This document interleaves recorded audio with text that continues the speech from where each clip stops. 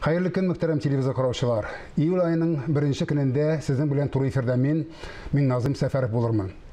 Jeynin meşakkatli de konularını esir iterlik güzel de bir irtesinde tırmış problemalar turunda sileşip oturu büyük urunla tugul şekilli. Ama bugünkü konağımızın bilegen vazifası gana tugul uzgan tırmış yolda şunu talep ete. Kim Muğallim Ulu Mingнуллин 1959 yılının 4 январында Башкортстанның Илеш районы Шаммат авылында туган. 8 yıllık мәктәпне тәмамлаганнан соң Казанда һөнәр училищесында белем ала. Армияда хезмәт итеп кайткач, Казан дәүләт университетына укырга керә. Аннан соң комсомол эшендә эшли һәм аспирантура тәмамлап, Галимҗан Ибраһимов исемендәге Тел, әдәбият һәм Тарих институтында эшкә кала. 1996-2006 елларда Татарстан хөкүмәте аппаратында, 1999 елдан Татарстан халыклары телләрен үстерү буенча бүлек мөдире. Бер үк вакытта 1996 елдан Татарстан Республикасы халыклары телләре исемле законны гамәлгә кертү сәркатибе.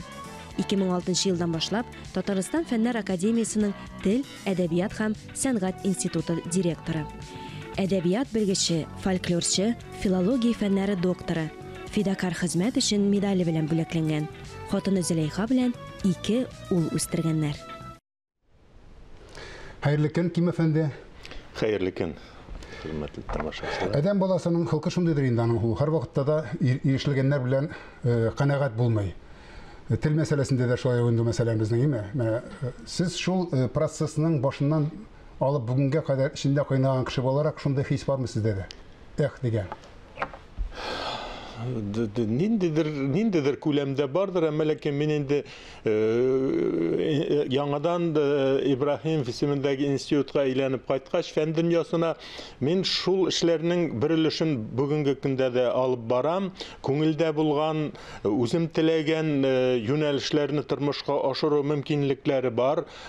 Aytik tulusunca biz degençe bulmasa da şuna göre köpmedir meselede aytik 10 yıl devlette işlep kelgen kişi olarak aylanıp kaytkan fen dünyasına dünyalarını o'zgara. Şuna göre bizning zamanda bulaydı, bu vakitte bulay işlep bulaydı deyip kine bir yaklığına yakın kelip bulmuş. Şuna göre nindedir meselelerde bulsa da bugün elimin işli algan işlerimni işlep gamelge aşırıp yaşayanga göre kanagatlik hissi köbrek. Şundan da bizim halk diktirmanına ötken işke savat demegendir indi ama ükünü bu turdan fayda yok buydu. Yani bugünküsü bile işler gerek. Şuna göre mene bu комиссия телләрне үстерү һәм саклау буенча комиссия хәзернең исеме үзгәрде. Татар телен саклау һәм Татарстанда яшәүче халык вәкилләренең телләрен үстерү һәм саклау буенча комиссияның эшен без күреп торабыз бар. Ул шуннан да күзгә ташлана. Төрле өлкәләрдә менә сез шул алышмасам шул комиссияның әгъзасы да бит әле. Менә бүгенге көн күзлегеннән караганда biz Kuldan kilgen işley alabızmı? Ütken işini ükünmeybiz. Ütkende işlengen bulgan, bugün kuldan kilgen işley alabızmı barsında? Bilesizmi, barsında elbette indi işlep barıp bulmuşsun ki cemiyet üzgere tıra, Rusya şartlarındağı milli meselege karaş üzgere, dünya üzgere, gımmen eli Rusya bilengine şiklenmeyi, globalizasyon degen eybirimiz var. Ana karşı turu degen nese var? Ana karşı turu, anın yana yolların izlev. Indi Rusya'dağı respublikalar, milli respublikalar var.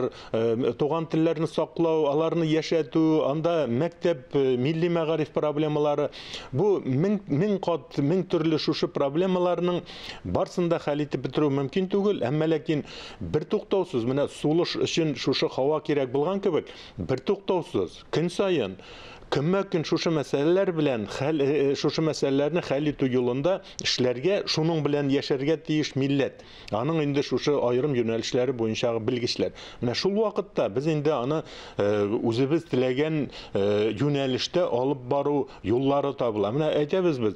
Soňky yıllarda indi özgäriş boldy. Milli məgarifte de başka meselelerde de kıyınlıklar arta, nindedir zakonlar özgäre, programmalar, dünyaga qaraş, Moskva taraflarının тарафынан әлеге мәсьәләләргә карата фикер үзгәрә. Әмма ләкин шушы шартларда безгә кеммәкен яңа юлларын эзләргә кирәк. Кеммәкен әлеге мәсьәләләрне хәл итү ысулларын табырга кирәк. Чөнки беркем дә безгә килеп әлеге мәсьәләне хәл итеп бирмәячәк. Яшисебез килә икән, телебезне, гореф-гадәтләребезне, мәдәниятебезне, үз-үзебезне яшәтәсебез килә икән, димәк без бер туктаусыз эзләнүдә булырга тиеш. Бер туктаусыз юлларын эзләп башка дөньядагы башка халыклар, башка милләтләр ничек итеп яши, алга киткәннәре дә бар, безгә караганда күбрәк уңышка ирешкән. Алар нинди юллар белән бара? Менә шушы йөзебезне, башыбызны югарырак күтәреп, башкаларның да яшәү усулларын өйрәнеп, менә шушы юл, инде без үткән тарих белән горурланабыз, үткәнебезне күбрәк сөйләшәбез, әмма ләкин киләчәк турында күбрәк уйларга һәм инде юлларын эзләп яшәргә тиешбез. Менә шул вакытта гына уңышка ирешеп була. Шуннан да хөкүмәт эшләү, дәүләт эшләү бер нәрсә, дөрес әйтәсез.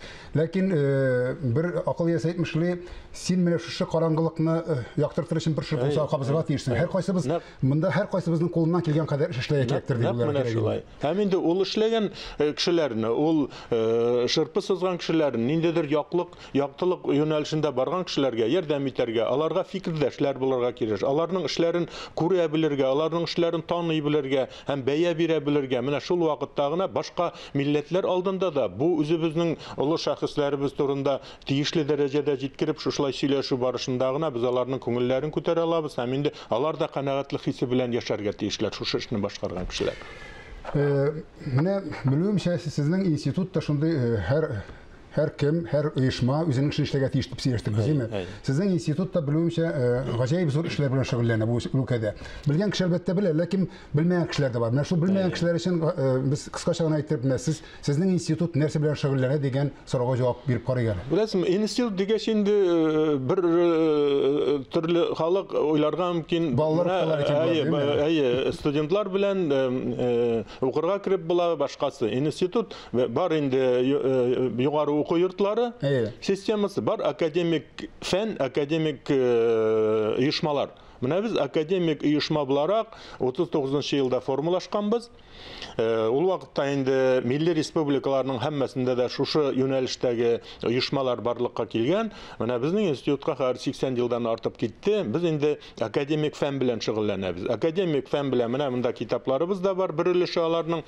Академик фәнгә нигезләнә дәреслекләрдә, журналистларның ниндидер мәгълүмат алу, гап-гади укучыда менә шушы академик фән эзләп тапкан, эшләп чыгарган шушы китаплар, шушы белемгә нигезләнеп яши, гомумән милләтнең менә шушы гуманитар юнәлеше бу очракта.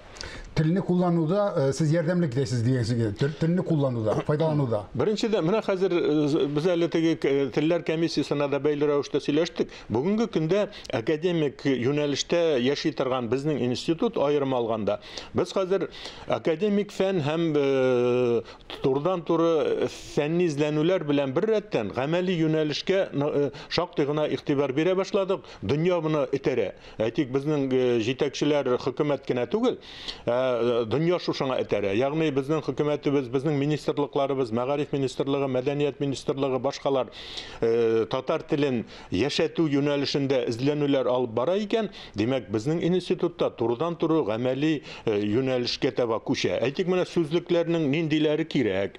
Бүгенге көндә шәһәребезгә чыгабыз икән, татар телендәге язулар бармы? Алар дөрес язылганмы? Дөрес язылмаса, ни өчен дөрес язылмаган? Нинди типи хаталар бар? Аларны ничек итеп төзәтеп була?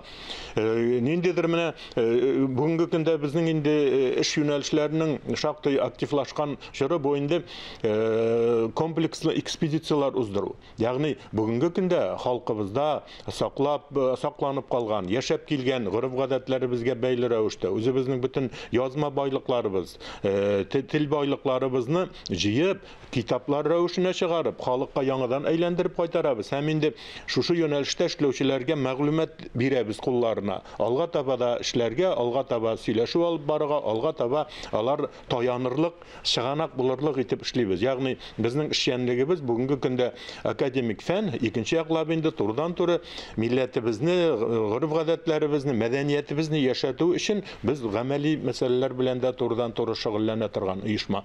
Бүгенге көндә нинди генә шартлар булмасын, җәмгыятьтә үзгәрешләр ниләр булмасын, мин инде менә 10 елдан артык шушы институтны җитәкләүче буларак республикабызда эшләү мөмкинлеге бар. Шуңа күрә без бүгенге көндә дистәләгән китап чыгарабыз. Менә узган елны алабыз икән, без 100дән артыграк китап чыгаранбыз, 100 исемдәге китап чыгаранбыз 1 ел эчендә. Менә бу инде улы бөтен бер нәшрият юнәлеше кебек. Аның үзенчәлеге бар. Узган ел безнең халык сан алу мәсьәләләре булды.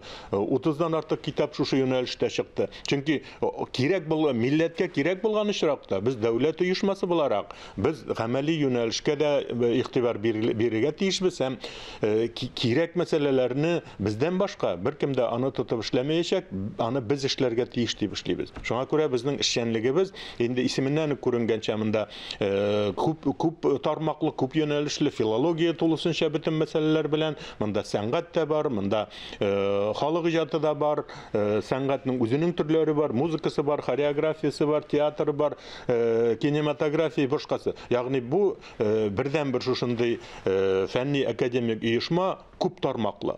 Һәм инде алга таба да шушы оешманы дәүләт тарафыннан да игътибар булыр да, һәм без үзебезнең милләтебез өчен яшәп эшләрбез дип уйлыйм мин. Әле заманында бит сез дөрес уйласам, тарих белән дә шөгыльләнәдегез, әйме? Тарих институты буларак аерым институт барлыкка килде бугай. Нәкъ шулай. 90-нчы еллар урталарына кадәр Татарстанда гуманитар юнәлеш буенча бердән-бер дәүләт оешмасы бар иде.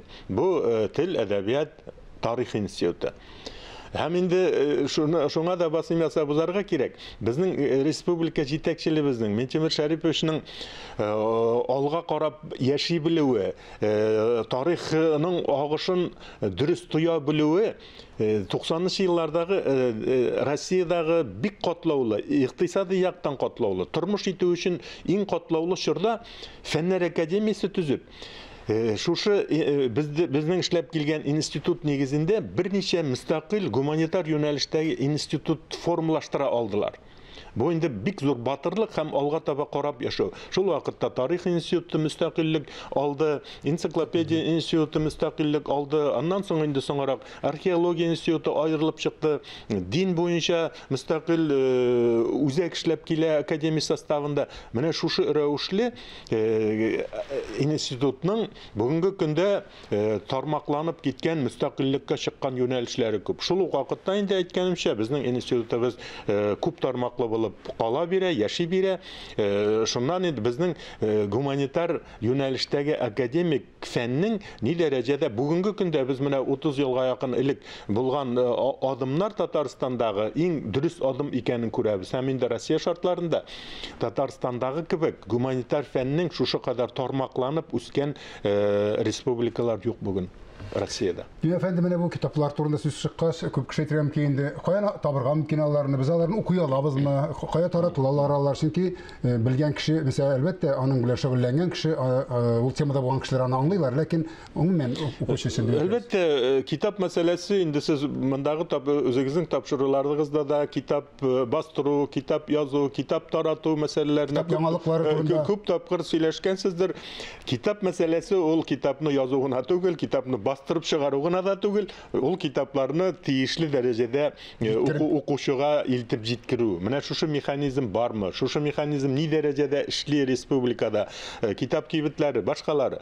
Проблема бездә дә бар. Без инде академик оешма буларак әлеге китапларны күп зур тиражлар белән эшләмибез. Ул күп булса 1000 данәгә җитәргә мөмкин. Без истә тотабыз аларны һәм инде без барлык үзебезнең булган китапларның тиражын милли китапханәгә, айрым оешмаларга, мәктәп системасына, юнәлешләренә карап таратабыз. бушка, алар шунда була. Сатуга чыгару мәсьәләсе юк дәрәҗәсендә, әмма ләкин бик теләгән кешеләр мөрәҗәгать итәләр икән, без аларга шатланып биреп, үзләренә биреп җибәрә алабыз. Шуның янына безнең барлык китапларыбызда Татарстан Фәннәр академиясының электрон сайтында электрон вариантта һәммә кеше ачып карарлык дәрәҗәдә, ачып укырлык дәрәҗәдә мөмкинлекләре бар буларның барсының да. Шуңа күрә юллары бар. Менә сүзлекләр турында сүз булганда, махсус без моннан бер 3-4 еллар элек айрым шундый сайт эшләнелде, сайт ишендәге шушындай инде бу айрым тәрзә академия сайтын ачып карыйсың икән, анда Тадзат дигән зур язу барлыкка килә. Татар теленең зур электрон тупламасы дип атала бу Тадзат. Менә шунда ачып карыйбыз икән. Бездә чыккан барлык сүзлекләрнең дә электрон бүгенге көнгә соңгы елларда чыккан китапларның сүзлекләрендә һәм әкренләп безгә кадәрге булган вакытта чыккан китапларның да электрон вариантларын шунда эләп. Димәк, теләгән кеше укый ала. Бүгенге көнгә анда 40-ка якын сүзлек алган. Бер кнопкага басып, бер сүзнең мәгънәсен, аның тәрҗемәсен, башкасын табу өчен барлык сүзлекләрдән дә шушы не килеп чыга. Моннан да җиңел. Без инде аны мәктәп системасына да, вуз системасына тәкъдим итәбез. Һәммә кеше булар белән куллана ала бүгенге көндә. Рәхмәт. Мәгълүматыгыз өчен. Сораулар күп әлбәттә, ләкин бер тапшыру кысаларында гына буларга ачыклап кертеп битереп булмый. Без хәзер тапшыру азагында була торган Марсель Пруст сорауларына күчәбез.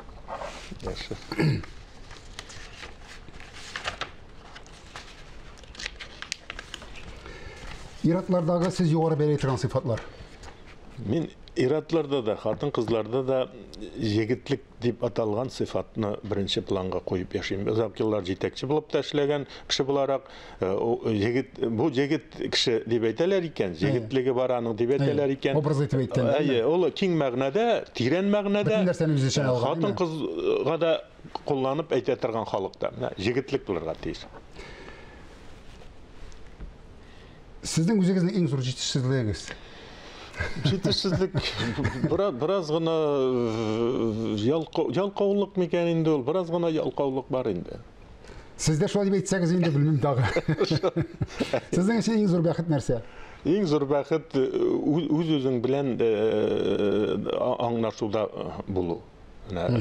Үзеңнең гамәлләреңнән канәгатьлек ала белүдәндер. Тормышта иң сөймәгән нәрсәгез? Иң сөймәгән менә шушы кешелек сыйфатларындагы аксалган әйберләр күңелгә тия инде.